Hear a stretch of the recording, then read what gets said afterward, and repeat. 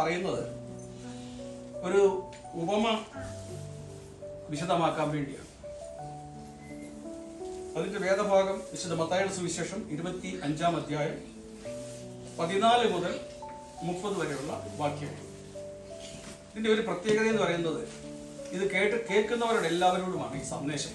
ഇതിനകത്തെ ഭാഗം ആരൊക്കെ ഇത് ശ്രമിക്കുന്നുണ്ടോ അവർക്കെല്ലാം ഇത് ബാധകമാണ്. താലന്തിനെ കുറിച്ചുള്ള ആ ഒരു ഉപമയാണ്. എല്ലാവരും, കുഞ്ഞുങ്ങളും വലിയവരും എല്ലാം ഈ താലന്തിനെ കുറിച്ചുള്ള ഉപമ കേട്ടിട്ടുണ്ടാവും, പഠിച്ചിട്ടുണ്ടാവും, മനസ്സിലാക്കിയിട്ടുണ്ടാവും. അത് നമുക്കൊന്നുകൂടെ അതേക്കുറിച്ചൊന്ന് വിശദമായിട്ട് ഒന്ന് പരിശോധിക്കാം. എപ്രകാരമാണ് അത് നമ്മുടെ ജീവിതത്തിൽ നമ്മളോട് എന്താണ് സന്ദേശം തരുന്നത്, ഇതിൽ നിന്ന് നമ്മൾ എന്താണ് മനസ്സിലാക്കേണ്ടത് എന്ന് ഒന്ന് ചിന്തിക്കുവാൻ തക്കവണ്ണമാണ് ഈ അടുത്ത ചെറിയ സമയങ്ങൾ ഉപയോഗിക്കുന്നത്. ഇവിടെ ഒരു മനുഷ്യൻ പരദേശത്ത് പോകുമ്പോൾ ദാസന്മാരെ വിളിച്ച് തന്റെ സമ്പത്ത് അവരെ ഏൽപ്പിച്ചു. അതിൽ നിന്ന് നമുക്ക് മനസ്സിലാക്കാം, സമ്പത്തുള്ള ഒരു മനുഷ്യനായിരുന്നു അദ്ദേഹം. പുറത്തെവിടെയോ പോകുമ്പോൾ ദാസന്മാരെയൊക്കെ വിളിച്ചിട്ട് ഈ സമ്പത്ത് ഷെയർ ചെയ്തിട്ട് കുറച്ച് 3 പേരെ ഏൽപ്പിക്കുന്നതായിട്ടാണ്. ഒരുവന് 5 താലന്ത് കൊടുത്തു, ഒരാൾക്ക് 2 താലന്ത് കൊടുത്തു, ഒരാൾക്ക് 1 കൊടുത്തു. അങ്ങനെ 3 പേർക്ക് 3, 2, 1 വീതം താലന്തുകളാണ്. താലന്ത് എന്താണെന്ന് ചോദിച്ചു കഴിഞ്ഞാൽ അന്ന് ആ കാലത്തെ യഹൂദന്മാരുടെ ആദ്യകാലത്തെ ഒരു നാണയമാണ്. It's a very costly amount. ഒരു താലന്ത് എന്ന് പറയുന്നത് ഏതാണ്ട് 6000 ദിനാർ എന്നൊക്കെ പറയുന്നുണ്ട്. അതിന് മറ്റു ഭാഷ്യങ്ങളും ഉണ്ട്, അത് തൂക്കം ആയിട്ടും കണക്കാക്കുന്നുണ്ട്. ഏതായാലും he was a rich man at the same time. From his richness he shared this amount money to 3 people. 3 പേർക്ക് കൊടുത്തു. ഒന്നും പറഞ്ഞില്ല, അത് കൊടുത്തിട്ട് ഈ മനുഷ്യൻ അങ്ങ് പോയി. ഏതാ ഈ റിച്ച് മാൻ? ഈ വെന്റ് അവേ. അയാൾ പോയിട്ട് പിന്നെ കുറേ കാലം കഴിഞ്ഞിട്ടാണ് ഈ മനുഷ്യൻ പോയി. He went away some other places. Correct. ഒരുപാട് നാൾ കഴിഞ്ഞിട്ട് തിരിച്ചു വന്ന് ഈ ദാസന്മാരെ കണ്ടു. ദാസന്മാരെന്ന് പറഞ്ഞാൽ എന്താ അറിയോ? ജോലിക്കാർ, സിംപ്ലി ഈ സെർവൻസ്. അവരെ കണ്ടു, അവരെടുക്ക വന്നു. അപ്പോ 3 പേർക്കാണല്ലോ താലന്ത് കൊടുത്തത്. ഒരാൾക്ക് എത്രയാണ് കിട്ടിയത്? 3. ഫസ്റ്റില് പറയുന്നത് 3, രണ്ടാമത്തെ ആൾക്ക് 2, മൂന്നാമത്തെ ആൾക്ക് 1 കൊടുത്തു. അപ്പോ 5 കിട്ടിയ ആള് വന്നിട്ട് പറഞ്ഞു, master, you gave me 5 talents. I am giving you another 5. സ്വീകരിച്ചാലും എന്ന് പറഞ്ഞ് കൊടുക്കുകയാണ്. Second person also came and told that you gave me 2 talents. 2 താലന്ത് നീ എനിക്ക് തന്നു, ഞാൻ അത് വേല ചെയ്ത് അധ്വാനിച്ച് അതിനെ എക്സ്പാൻഡ് ചെയ്തു, അത് വലുതാക്കി. അത് another 2 talents I am giving back. 2 കൂടെ തരുന്നു. മൂന്നാമത്തെ ആൾ എന്താ ചെയ്ത്? അയാൾക്ക് എത്ര കിട്ടിയത്? 1 talent. ഈ 1 talent കിട്ടിയ ആള് വന്നിട്ട് പറഞ്ഞു, മാസ്റ്ററെ, താങ്കളെ കുറിച്ച് ഞാൻ കേട്ടിട്ടുള്ളതെല്ലാം വലിയ ക്രൂരനായ ഒരു ആളാണ്. യു ആർ എ ക്രൂവൽ മാൻ. ഭയങ്കര സ്ട്രിക്റ്റ് ആണ്, അതാണ് ഇതാണ്. അതുകൊണ്ട് ഞാൻ പേടിച്ചു. ഞാൻ കൊണ്ടുപോയത് ഈ എമൗണ്ട് ഇത് തന്ന പണം കുഴിച്ചിട്ടു, ബറി ചെയ്തു ഭൂമിയുടെ അടിയിൽ.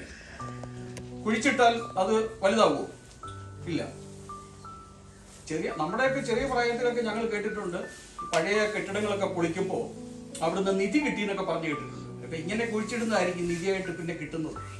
പഴയ വീടൊക്കെ ആകുമ്പോൾ ആൾക്കാരൊക്കെ അവിടുന്ന് മരിച്ചുപോയി, പിന്നെ ഇത് ഡിമോളിഷ് ഒക്കെ ചെയ്യുമ്പോൾ അടിക്കുന്നൊക്കെ ചിലപ്പോൾ ഇങ്ങനെ വലിയ ട്രഷറൊക്കെ കിട്ടും. മേ ബി ഇങ്ങനെ ആയിരിക്കാം. ഏതായാലും ഈ ആള് പണം കുഴിച്ചിട്ടു. അപ്പോൾ മാസ്റ്ററിനൊന്നും എന്ത് തോന്നുന്നു നിങ്ങൾക്ക് ഇതിനെ കുറിച്ച്? ഈ ആദ്യത്തെ 2 പേര്, അവർക്ക് ഒരാൾക്ക് 3 താലന്ത് കൊടുത്തു. 5 താലന്ത് കൊടുത്തു. അദ്ദേഹം 5 താലന്ത് കൂടെ ഉണ്ടാക്കിയിട്ട് മാസ്റ്ററെ ഏൽപ്പിച്ചു. രണ്ടാമത്തെ ആള് 2 താലന്ത് കൊടുത്ത് അയാൾക്ക് കിട്ടിയിരുന്നു. അദ്ദേഹം തിരിച്ചു വന്നിട്ട് വേറെ 2 താലന്ത് കൂടെ കൊടുത്തു. സോ ആ താലന്ത് ശരിയായിട്ട് അവർ വിനിയോഗിച്ചു, നന്നായിട്ട് അവർ ഉപയോഗിച്ചു. ഇത് ഞാനിവിടെ പറയുമ്പോൾ ആദ്യം ഞാൻ പറഞ്ഞല്ലോ, നമ്മളിൽ ഓരോരുത്തരോടുമാണ് ഈ പാസേജ് സംസാരിക്കുന്നത്. നമുക്കൊക്കെ ഓരോ താലന്ത് തന്നിട്ടാണ് ദൈവം നമ്മളെ ഇവിടെ ആക്കിയിരിക്കുന്നത്. ഇവിടെ ഈ സെർവൻസ്, ഭൃത്യന്മാര്, ദാസന്മാര് മാസ്റ്ററോട് അവരുടെ പണമൊന്നും ആവശ്യപ്പെട്ടിട്ടില്ല. മാസ്റ്റർ സ്വന്തം ഇഷ്ടത്തിലാണ്, അദ്ദേഹത്തിന്റെ തന്നെ ഐഡിയയിലാണ് ഈ ഡിവിഷൻ നടത്തിയിരിക്കുന്നത്. അവിടെ ഒന്നും ഡിസ്കഷൻ ഇല്ല, അതൊന്നും പറയുന്നില്ല. ആരെങ്കിലും പറയുന്നില്ല മാസ്റ്റർ പോകുമ്പോൾ പണം തരണമെന്ന് അവർ പറയുന്നില്ല. ഒരാളും പറയുന്നില്ല എനിക്ക് 5 തരണം, എനിക്ക് 2 തരണം, എനിക്ക് 1 തരണം എന്ന് പറയുന്നില്ല. ഈ ഡിവിഷൻ നടത്തിയതും ഇങ്ങനെ ഒരു ഡിസിഷൻ എടുത്തതും എല്ലാം മാസ്റ്റർ തന്നെയാണ്, യജമാനൻ തന്നെയാണ്. അദ്ദേഹം തിരിച്ചു വന്നു. ഇവിടെ ഈ യജമാനൻ എന്ന് പറയുന്നത് നമ്മുടെ മുമ്പിൽ ആരാ? കർത്താവായ യേശു ക്രിസ്തു. യേശു ക്രിസ്തു അല്ലെങ്കിൽ ദൈവം, യഹോവയാം ദൈവം നമ്മളെയൊക്കെയും ഈ ഭൂമിയിലേക്ക് അയച്ചിരിക്കുന്നത് ഓരോ ദൗത്യവുമായിട്ടാണ്. ചില താലന്തുകളൊക്കെ നമ്മളെ ഏൽപ്പിച്ചിട്ടുണ്ട്. ഓരോരുത്തർക്കും വ്യത്യസ്തമായ താലന്തുകൾ ആയിരിക്കുന്നു മാത്രമേ. ആ താലന്തുകളെ കുഴിച്ചിടാനുള്ളതല്ല, അതേ സമയത്ത് അതിനെ ഫലപുഷ്ടിയുള്ളതായിട്ട് വളർത്തിയെടുക്കാൻ വേണ്ടിയാണ് ഈ താലന്തുകൾ നമുക്ക് തന്നിരിക്കുന്നത്. ഈ പാസേജ് ഇത് ആരംഭിക്കുന്നിടത്ത് വിശുദ്ധ മത്തായിയുടെ സുവിശേഷം 25-ാം അധ്യായം തുടങ്ങുന്നത് മറ്റൊരു ഉപമ പറഞ്ഞുകൊണ്ടാണ്. അത് നമുക്കറിയാം, നമ്മുടെ ശവസംസ്കാര വേളയിൽ ഏവൻഗേലിയൻ വായിക്കുന്ന ഭാഗമാണ് 10 കന്യകമാരുടെ. ഈ സന്ദർഭം എന്ന് പറയുന്നത് കർത്താവിനെ പെസഹായിക്ക് മുമ്പുള്ള ആ ഒരുക്ക ദിവസങ്ങളിലാണ് ഈ സംഭവം നടക്കുന്നത്. അപ്പോ താൻ അനുഭവിക്കാൻ പോകുന്ന ആ കഷ്ടാനുഭവത്തെക്കുറിച്ചും മരണത്തെക്കുറിച്ചും പുനരുത്ഥാനത്തെക്കുറിച്ചും വീണ്ടെടുപ്പിനെക്കുറിച്ചും ന്യായവിധിയെക്കുറിച്ചുമുള്ള ആ ഒരു ഉത്ബോധനം അത് മനസ്സിലാക്കാൻ വേണ്ടിയാണ് അവസാന നാളിൽ, ന്യായവിധി നാളിൽ ഇതുപോലെ നിങ്ങൾ എല്ലാവരും ദൈവം മുമ്പാകെ നിൽക്കേണ്ടവരാണെന്നും അവിടെ നമ്മളെ ഏൽപ്പിച്ചിട്ടുള്ള താലന്തുകൾ എപ്രകാരം വിനിയോഗിച്ചുവെന്ന് കണക്ക് ബോധിപ്പിക്കാൻ തക്കവണ്ണം നിങ്ങൾ ഒരുക്കമുള്ളവരായിരിക്കണം എന്ന് ഉത്ബോധിപ്പിക്കുന്ന ആ ഒരു ഭാഗമാണ് ഇവിടെ. ഞാൻ നേരത്തെ സൂചിപ്പിച്ചല്ലോ, ഇത് യജമാനന്റെ സ്വന്തം ഇഷ്ടമാണ്. ഇവിടെ വാങ്ങുന്നവരെ സംബന്ധിച്ചിടത്തോളം അവരൊന്നും പറയുന്നില്ല, ഒന്നും ആവശ്യപ്പെടുന്നില്ല. അപ്പോ ദൈവം നമ്മളെ ഏൽപ്പിച്ചിരിക്കുകയാണ്. ഇവർക്കെല്ലാവർക്കും ഒരേ സമയമാണ് കാലാവധി കൊടുത്തിരിക്കുന്നത്. മാസ്റ്റർ പോയി കഴിഞ്ഞു, മാസ്റ്റർ തിരിച്ചു വരുന്നു. ഈ ഇതിന്റെ താലന്തിന്റെ എണ്ണം അത് തീരുമാനിച്ചിരിക്കുന്നത് മാസ്റ്ററാണ്. പക്ഷേ എല്ലാവർക്കും ഒരേപോലെ സമയം കിട്ടി. അപ്പൊ എപ്രകാരം നമ്മളത് വിനിയോഗിച്ചു എന്നുള്ളത് മാത്രമാണ്. ഇതുപോലെയാണ് നമ്മുടെയൊക്കെ കാര്യങ്ങൾ. നമുക്ക് മറ്റൊരാളിന് വലിയ സമ്പത്തുണ്ടെന്നോ അല്ലെങ്കിൽ മറ്റെന്തെങ്കിലും ഒക്കെ ഉണ്ടെന്നൊക്കെ നമ്മൾ സാധാരണ നമ്മുടെ ജീവിതത്തിൽ ഇങ്ങനെയുള്ള അനുഭവങ്ങളൊക്കെ നമുക്ക് സംഭവിച്ചു പോകും.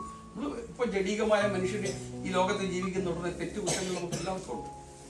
അത് പെട്ടെന്ന് ഇങ്ങനെ പറിച്ചറിയാൻ പറ്റുന്നില്ല. പക്ഷെ ഇങ്ങനെ നമ്മൾ ഇങ്ങനെയുള്ള കാര്യങ്ങൾ വായിക്കുകയും പഠിക്കുകയും മനസ്സിലാക്കുകയും ചിന്തിക്കുകയും ചെയ്യുമ്പോഴാണ് ആ കാര്യത്തിലേക്ക് കുറച്ച് കൂടുതൽ ഇൻസൈറ്റ് നമുക്ക് കിട്ടുന്നത്. സ്വാഭാവികമായിട്ട് നമ്മൾ ജീവിക്കുമ്പോൾ അടുത്ത വീട്ടിൽ എന്ത് നടക്കുന്നു, അവിടെ എന്തൊക്കെയുണ്ട്, ഇത് നമ്മുടെ മനസ്സിലേക്ക് ചിന്തിച്ചു പോകും. പക്ഷേ ഉടയവൻ നമുക്ക് വേണ്ടി കരുതിയിട്ടുണ്ടെന്നും നമ്മളെ ഏൽപ്പിച്ചിരിക്കുന്നത് അത് ചെറുതായാലും വലുതായാലും അതിൻ്റെ കണക്ക് ബോധിപ്പിക്കുവാൻ തക്കവണ്ണം നമ്മൾ തയ്യാറാകണമെന്നും നമ്മൾ അതിന് മനസ്സിലാക്കുവാൻ തക്കവണ്ണമാണ് ഈ ഭാഗം നമ്മളെ ഓർമ്മിപ്പിക്കുന്നത്. അവിടെ ഇത് കൃത്യമായിട്ട് ഈ താലന്ത് ഒലിപ്പിച്ചു കൊടുത്ത ആ 2 പേരോടും പറയുന്നത്, നല്ലവനും വിശ്വസ്തനുമായ ദാസനെ, നീ അല്പത്തിൽ വിശ്വസ്തനായിരുന്നു, ഞാൻ നിന്നെ അധികത്തിന് വിചാരകനാക്കും എന്നാണ് പറയുന്നത്.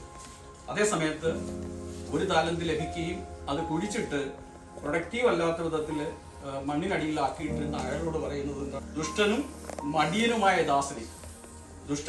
മടിയനുമായ ദാസനെ ഞാൻ വിതയ്ക്കാത്തടത്ത് നിന്ന് കൊയ്യുകയും വിതറാത്തടത്ത് നിന്ന് ചേർക്കുകയും ചെയ്യുന്നവൻ എന്ന് നീ അറിയുന്നുവല്ലോ. നീ എൻ്റെ പണം പൊൻവാണിഭക്കാരെ ഏൽപ്പിക്കേണ്ടിയിരുന്നു, എന്നാൽ ഞാൻ വന്ന എൻ്റെ പലിശയോടുകൂടി വാങ്ങിക്കുമായിരുന്നു. ആ വിധത്തിലുള്ള ആ ഒരു സംബോധനയാണ് ഇവർക്ക് കിട്ടുന്നത്. വിശ്വസ്തയോടെ പ്രവർത്തിച്ചവർക്ക്, വിശ്വസ്തയോടെ നിന്നവർക്ക് അവരോട് പറയുന്നു, നീ അല്പത്തിൽ വിശ്വസ്തനായിരുന്നു, ഞാൻ നിന്നെ അധികത്തിൽ വിശ്വസ്തനാക്കും. അതേസമയത്ത് അത് നശിപ്പിച്ചു, അലസതയോടെ ജീവിച്ചു. അവരുടെ ദൗത്യം എന്താണെന്ന് മനസ്സിലാക്കാതെ ഈ ലോകത്തിൽ ജീവിച്ച് പൊലിഞ്ഞുപോയ ആളിനോട് അതിന് കിട്ടുന്ന മറുപടി എന്ന് പറയുന്നത് ദുഷ്ടനും മടിയനുമായ ദാസനെ എന്നുള്ള സംഭവം. അപ്പോൾ നമ്മെ സംബന്ധിച്ചോളം ഇതിൽ ഏത് വിഭാഗത്തിൽ നമ്മൾ പെടണം എന്ന് തീരുമാനിക്കാനുള്ള ചുമതലയും ഉത്തരവാദിത്വവും അത് നമ്മളിൽ തന്നെ നിക്ഷിപ്തമാണ്. മറ്റുള്ളവരിലേക്ക് നോക്കാനല്ല, സ്വയം നമ്മളിലേക്ക് തന്നെ ഇറങ്ങി എന്നെ ഏൽപ്പിച്ചിരിക്കുന്ന ദൗത്യം കൃത്യതയോടെ നിർവഹിക്കുവാൻ, അത് നാളത്തേക്ക് മാറ്റിവെക്കാൻ വേണ്ടി. അപ്പോൾ ഇനി തുടർന്നുള്ള ഭാഗം നമ്മൾ വായിക്കുമ്പോഴറിയാം, അടുത്ത അധ്യായത്തിലും ഇതാണ് പെസഹായിലേക്ക് പ്രവേശിക്കുന്ന കാര്യങ്ങളൊക്കെ എഴുതിയിരിക്കുന്നത്. അപ്പോൾ എനിക്ക് ഇവിടെ ഈ ചെറിയ മെസ്സേജിനുള്ളിൽ പറയാനുള്ളത് നേരത്തെ സൂചിപ്പിച്ചതുപോലെ തന്നെ ഏൽപ്പിച്ചിരിക്കുന്ന ഓരോരുത്തർക്കും തന്നിരിക്കുന്ന ദൗത്യം ഈ സ്ഥലത്താകുവാനും, അല്ലെങ്കിൽ ഇതിനോട് നേരത്തെ നമുക്ക് കിട്ടിയിട്ടുള്ള സ്ഥലത്ത് നമ്മൾ ഏൽപ്പിച്ച സ്ഥലത്തോ വേദികളിലോ ഒക്കെ നമ്മൾ എപ്രകാരം നിന്നു എന്നതിനേക്കാൾ ഇതെല്ലാം നിശ്ചയിക്കുന്നത് നമ്മളെ ഇങ്ങോട്ട് അയച്ചിട്ടുള്ള ദൈവം മാത്രമാണ്. ഇനിയും ചിലപ്പോൾ മറ്റു സ്ഥലങ്ങളിലേക്കും മറ്റു ഉത്തരവാദിത്തങ്ങളും ഒക്കെ നമ്മളെ ഏൽപ്പിച്ചിരിക്കാം. അവിടെയെല്ലാം വിശ്വസ്തയോടെ പ്രവർത്തിക്കുവാനും നല്ല താലന്തുകൾ ഉണ്ടാക്കി ദൈവം മുമ്പാകെ നല്ലവരും വിശ്വസ്തനുമായ ദാസനെ എന്നുള്ള ആ വിളിക്ക് യോഗ്യത പ്രാപിപ്പാൻ തക്കവണ്ണം ദൈവമായ കർത്താവ് നമ്മെ എല്ലാവരെയും സഹായിക്കട്ടെ എന്ന് പ്രാർത്ഥിച്ചുകൊണ്ട് എൻ്റെ വാക്കുകൾ ഉപസംഹരിക്കുന്നത്.